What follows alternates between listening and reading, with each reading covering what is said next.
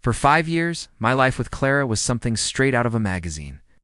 We had the beautiful house, the two amazing kids, and a love story that everyone envied. Our home was filled with framed photos of our perfect moments, vacations, birthdays, holidays. Each picture was a testament to our happiness, or so I thought. I was a software engineer, working long hours to provide the best for my family. Clara was a freelance photographer, her passion evident in every shot she took, especially the ones of our family. She had a unique talent for capturing the perfect moment, freezing it in time. I adored her, and I believed she adored me just as much. The first crack in our perfect picture appeared subtly. It started with her phone. Clara, who used to leave her phone lying around without a care, suddenly became fiercely protective of it. It was always in her pocket, face down on the table, or clutched in her hand. A passcode, which never existed before, was now in place. When I casually asked her about it, she just laughed it off. "Oh, it's just a new security feature, honey. With all the client information I have." It sounded reasonable, so I let it go. But a seed of doubt had been planted, a tiny, unwelcome weed in the garden of our marriage. Then came the late-night editing sessions. Clara's work had always been flexible, but suddenly, she was spending more and more nights in her studio, a converted space above our garage. She'd say she was on a tight deadline for a client, or that inspiration struck late. I'd bring her coffee, and she'd seem genuinely busy, surrounded by screens and editing software. I wanted to believe her. I told myself I was being supportive, that her career was taking off, and I should be proud. But the loneliness in our bed started to feel colder, the space beside me larger than ever before. The real turning point came during our annual family beach trip. It was our tradition, a week of sun, sand, and uninterrupted family time. I was looking forward to it, hoping it would bridge the growing distance between us. On the third day, I was building a sandcastle with our kids, Leo and Mia.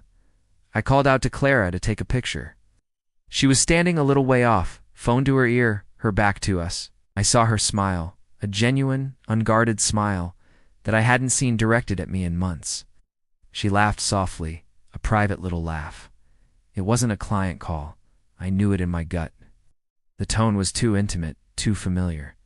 When she hung up and walked back, her smile was gone, replaced by the polite, practiced one she usually wore.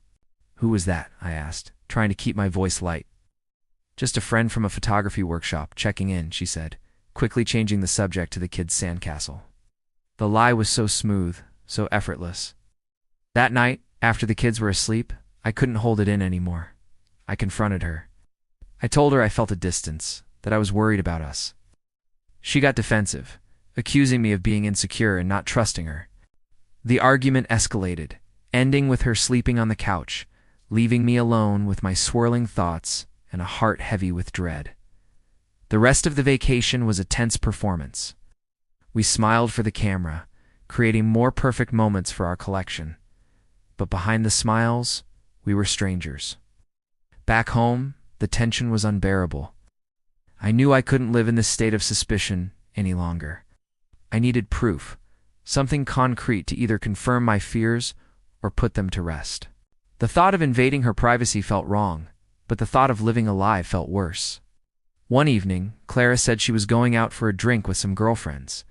I watched her get ready. She put on a dress I hadn't seen before and spent extra time on her makeup. She looked beautiful, and it hurt.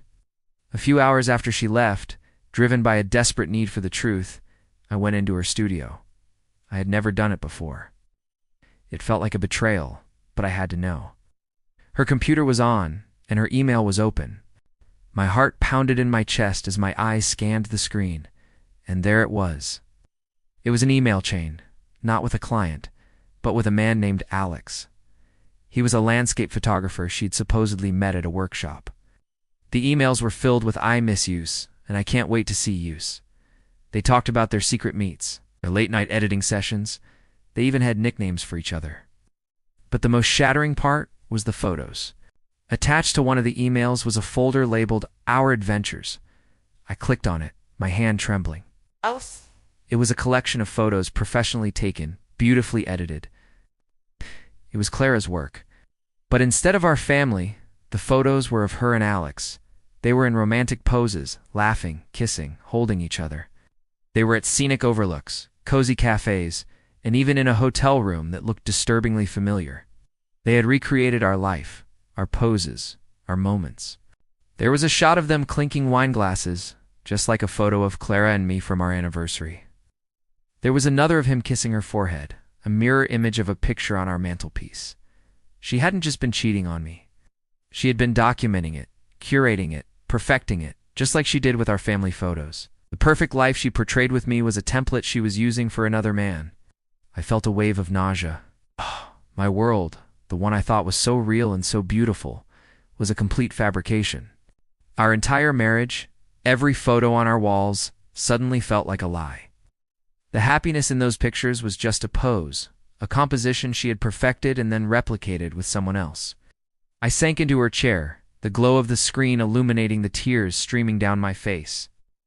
I scrolled through the photos, each one a dagger to my heart. I saw the truth not just of her infidelity, but of her deception. She wasn't just having an affair, she was living a double life. And she was using her art, the very thing I admired most about her, to do it. The man who had everything, the husband, and the perfect photo, was broken. The picture was shattered, and I knew it could never be put back together. When Clara came home later that night, humming a happy tune, she found me in her studio, surrounded by the evidence of her betrayal. I didn't have to say a word. The look on my face, the open laptop, the pictures of her and Alex staring back at us. It all said everything. The color drained from her face. For the first time in a long time, the mask fell, and I saw something real. Panic.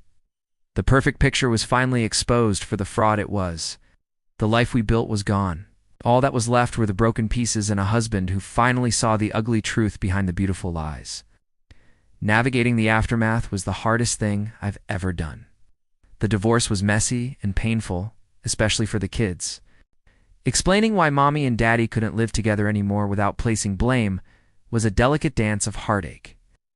But through it all, I focused on them, on creating a new, authentic life for us. I took down all the old photos. It was painful, but necessary.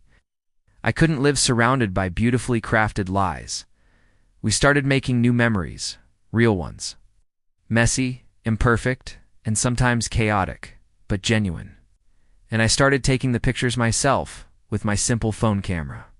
They weren't professionally framed or perfectly lit, but they captured true smiles and real laughter. It's a long road, but we're healing. And I'm learning that a truly perfect life isn't about looking perfect in a photo. It's about finding happiness in the real, unedited moments.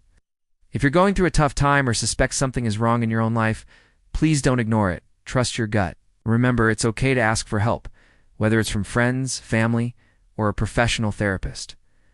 You don't have to face the darkness alone. Your story deserves a happy, authentic ending. Thanks for listening. If this story resonated with you, please like, share, and subscribe for more real-life stories. Take care.